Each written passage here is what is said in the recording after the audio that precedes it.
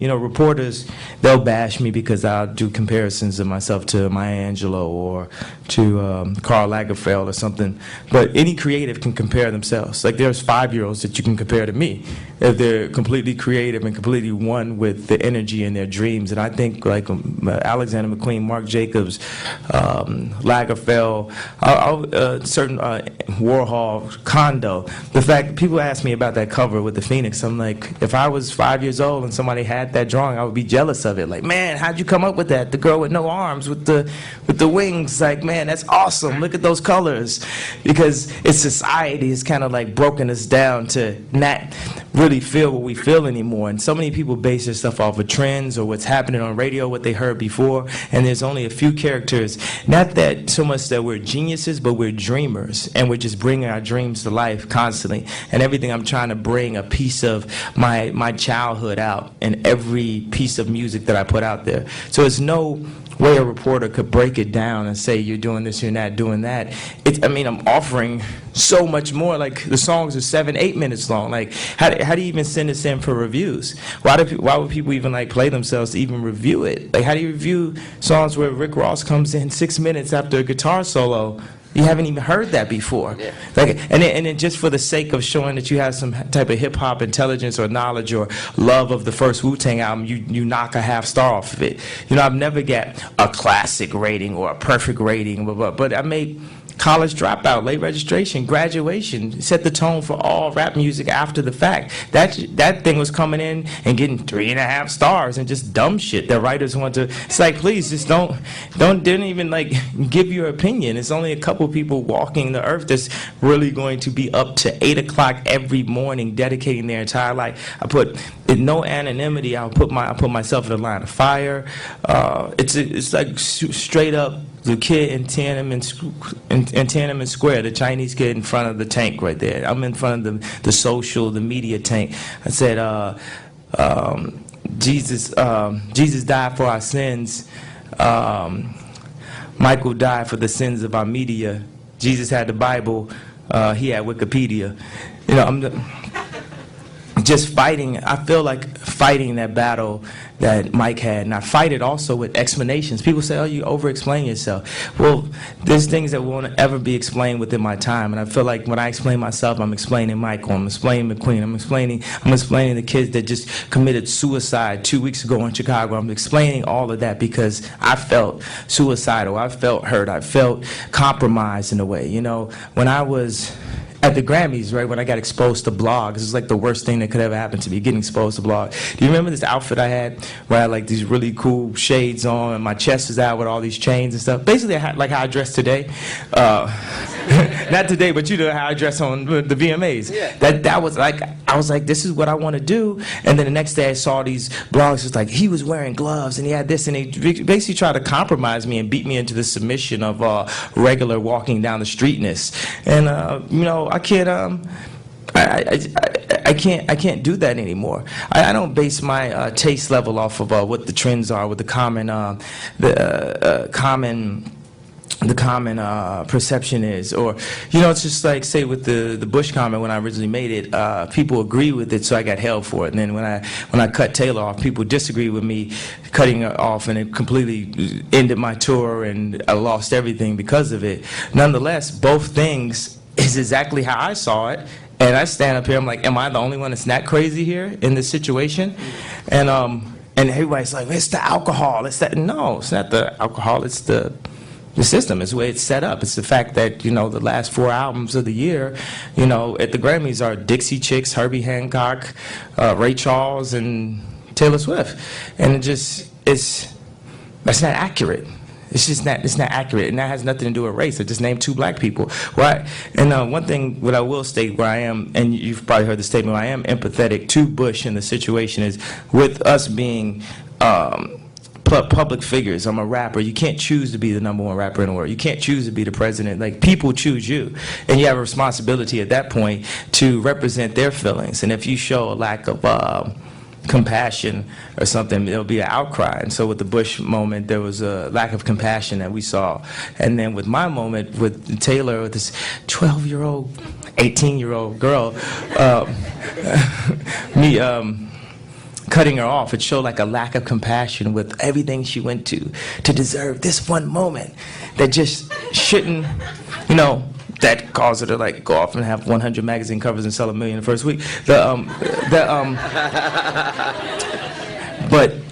that shouldn't even been categorized with the greatest living artists that we have to date to even be put in the same category. You know, it's just disrespectful. It's retarded. And for me, you can see the amount of work that we put into this.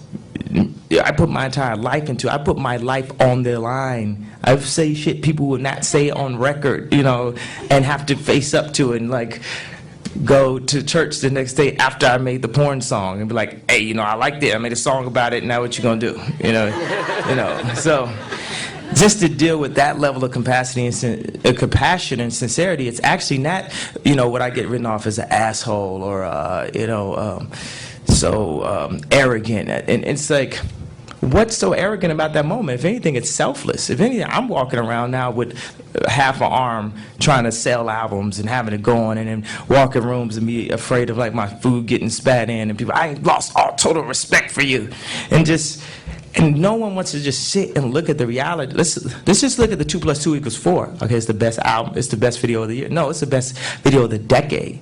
The most influential, most memorable. You can't tell me anything that we remember more in the past 10 years. So the audacity of it losing anything, it should be like Lauryn Hill when she won all those Grammys, you just couldn't lose.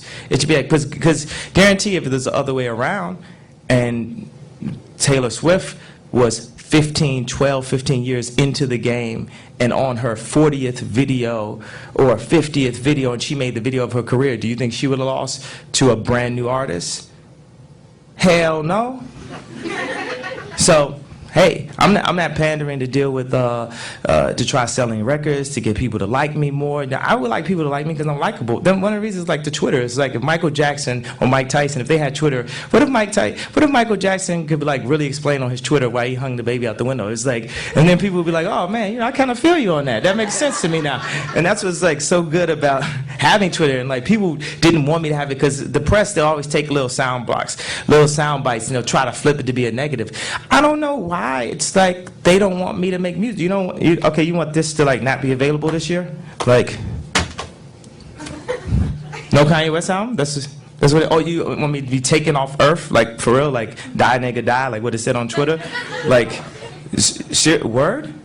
So okay, so no Jesus Walks, no Gold Digger, no Heartless, no Stronger, no Runaway, no Toast for the Douchebags, no Power, none of this. Like just me die.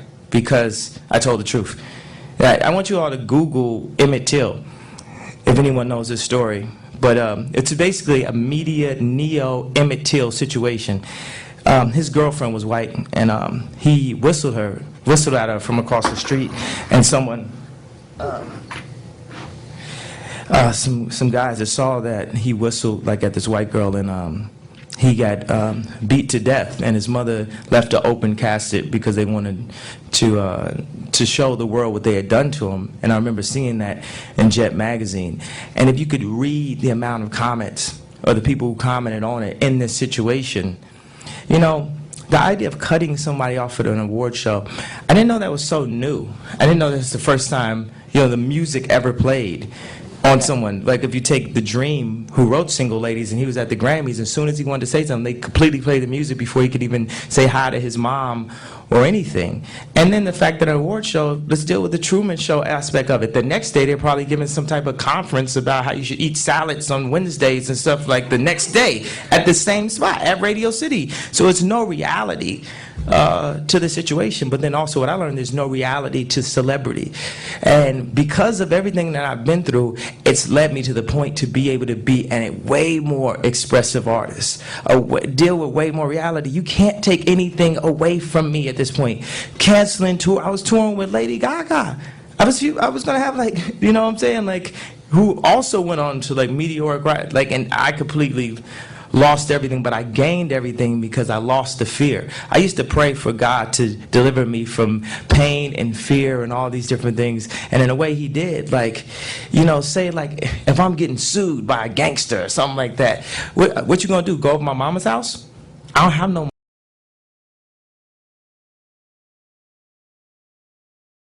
something like that. What you gonna do? Go over my mama's house? I don't have no mother. You gonna go to my girlfriend? I don't have a girlfriend. I don't have a daughter. I don't have, it's nothing. What are you gonna do? Cancel everything I ever had?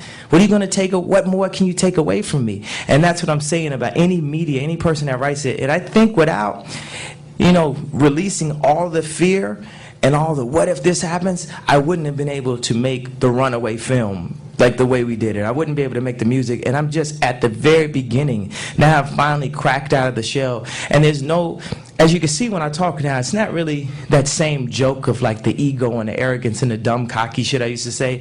I'm really past the concept of ego. My whole thing is I really want to just help people by bringing levels of culture, ballerinas, and crashing them right next to hip hop, or sitting with Beyonce and working on how can we take this to where Michael took it and even take it further. In music, we respect the past so much that we almost, if Steve Jobs respected the first computer so much, we wouldn't have like iPads and iPhones today. So we have to use our technology to be able to put out better music. That's why we can do, technology is the reason why we can do Good Fridays. You couldn't have done that back in the days when they had 24-track reels and it took so long. Like literally, I'm programming Good Fridays things over the phone and saying put this chorus here and checking it on emails. And because of that, you all get more product, better, high quality product. Did you hear the beginning of Dark Fantasy? Just the layers of those vocals crashed up against RZA, and that's using the history of everything we have. It's like Chris Martin will talk to me about the drums, the black drums and stuff, the 808s, and like how rock wouldn't have that.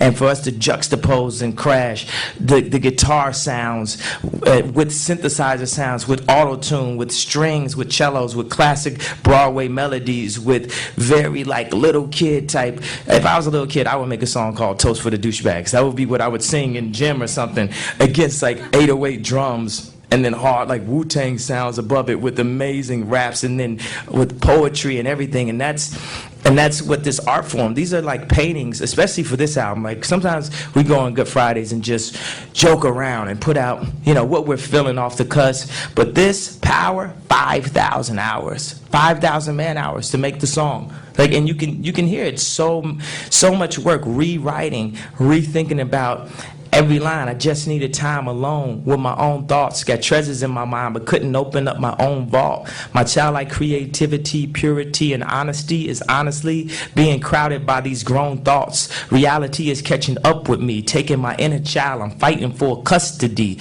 with this responsibility that they entrusted me. As I look down at my diamond-encrusted teeth, thinking no one man should have all this power. But what the subjects of the battle of creativity, and I feel like I'm a crusader of opening people's minds, because in America, to have taste, the way we bash people, the way we call people gay if they like look at the mirror too long, and not that there's any wrong with anyone being gay, but just the fact that just thinking in high schools, it's like taste has been thrown in the shallow box.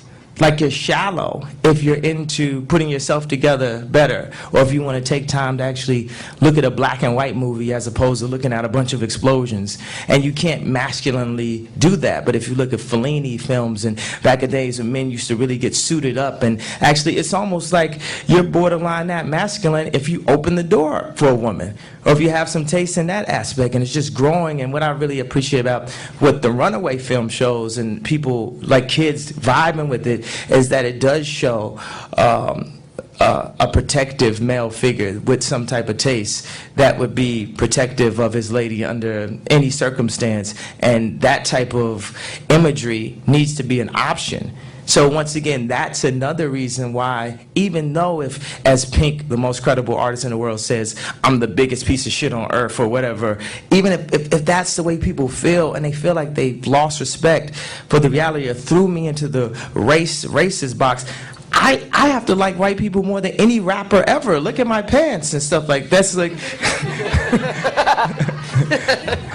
look at the people I collaborate with. Like, even like for me, where I visited my father, where I was the only black kid during entire summers because he stayed in the suburbs, and where I stayed with my mother, we stayed in gang-infested communities, and having to navigate between those two words and learning how to speak both of those languages and still, be myself. And that's helped me so much to be able to communicate, because that's exactly what I do. It'll be super gangster rap right next to really, really pop melodies. So it's just saying, in this, I don't think that my journey or my struggle of what I want to do can be solved within one album process or maybe in one life process. But just like Mandela, and forgive me for using like grandiose political comparisons, but just as Mandela blew up the buildings and eventually became president, sometimes, contrary to popular opinion, you have to blow up the buildings. You have to make a change. If you could see the emotion in Justin's face when he lost to the Dixie Chicks, and CeeLo was sitting right next to him, wrote Crazy. I don't know what song, I can't even tell you a song that they won for. And I have nothing against the Dixie Chicks. It was just wrong, though. It was so incorrect. And, why do you care about that? Well, you're a musician, so you shouldn't. But Kobe cares if they deduct 12 points that he just put in the basket. What if the Lakers right now just took it away? No, you don't win a championship, no. I know, we know you won, but no, come on, man, you know what it is, Be happy you got a car, man, No, that's what they asked us to do. Like, going to award shows is like getting dressed up, spending all your life getting dressed up, giving everything you have to your girlfriend and everything, making sure that she's straight and everything. Now you're putting on your suit, you go do red carpets, you take pictures, and then they open up the curtain, and there your girlfriend is there cheating on you. That's what you got dressed up to see. And then they tell you, come back next year. You get to see it again.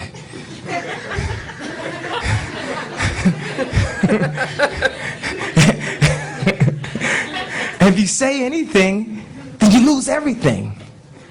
If you say anything, then you lose everything. If you say anything, then you lose everything. So, with that, thank you very much.